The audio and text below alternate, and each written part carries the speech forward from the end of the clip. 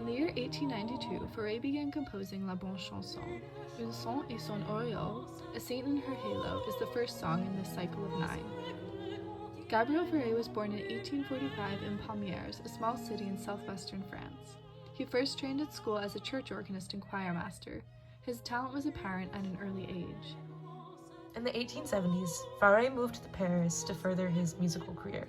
It was in that decade that he traveled to Germany, meeting with Liszt and watching performances of many of Wagner's operas.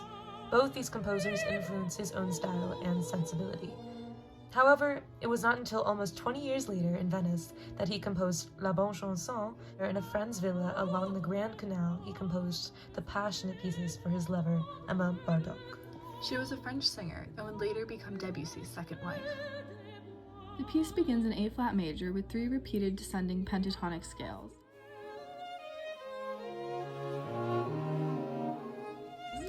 The scales are characteristics of Fauré's pseudo-medieval style. An archaic-sounding descending second derives from this main motive. A saint in her halo, a chatelaine in her tower, all that human words contain of grace and love. The golden note of a horn in forest far away, blended with the tender pride of noble ladies of long ago. The lyrics, taken from a poem by Verlaine, are similarly medieval in style. Both Fauré and Verlaine practiced a highly crafted artificial formality reminiscent of courtly love. Paul Verlaine's poetry was famously known for its musicality.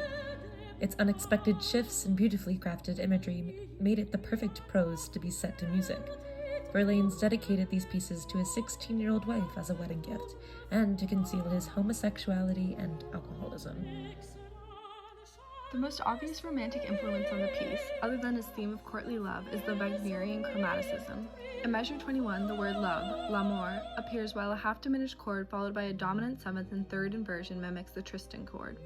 It is not the same as in Wagner's prelude, but the illusion remains. This time it is an optimistic sentiment towards young love rather than a dark, foreboding call.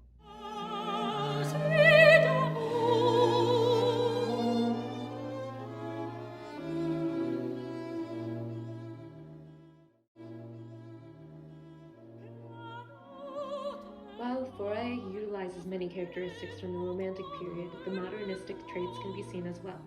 For instance, the first 8 measures display diatonically pure sound.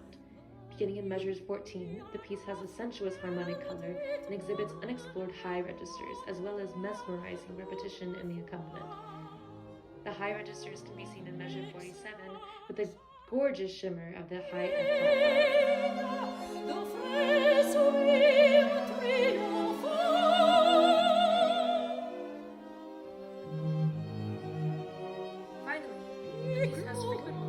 Progressions displayed in measures 75 through 76 and 85 through 89. There are also no dominant chords in the last 28 measures of the piece, bringing us back to Fauré's fascination with Wagner. In measures 72 through 76, the lyrics "I see" and "I hear" signify the first time the narrator is personified.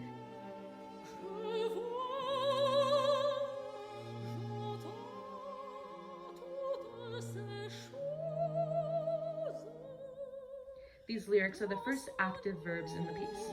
The length of these phrases emphasize the modal mixture in the accompaniment. The novelty of La Bonne Chanson shocked Saint-Saëns and even daunted Debussy. It was unprecedented in its expressive power, free vocal style, and the importance of the piano. After writing the pieces, Fauré moved even more in the direction of simplicity in his compositions. He had a horror of vivid colors and effects that grew as he aged, yet his music for orchestra and chamber was still filled with depth and substance. Realism remained a constant theme in his work despite his changing style. This can be seen through the text painting its imagery in the song's poem, as dynamic changes emphasize the rosy cheeks of Verlaine's blushing bride. After the Franco-Prussian War, socialism grew throughout France. Retreating from ideas of nationalism, the focus on the individual and collective society grew. Fauré's music focused on the individual and their humanity, whether that be romance or frivolity. Gabriel Fauré was one of the most significant artists of his time. His music truly captured the shift between the Romantic era into the Modernist era in France.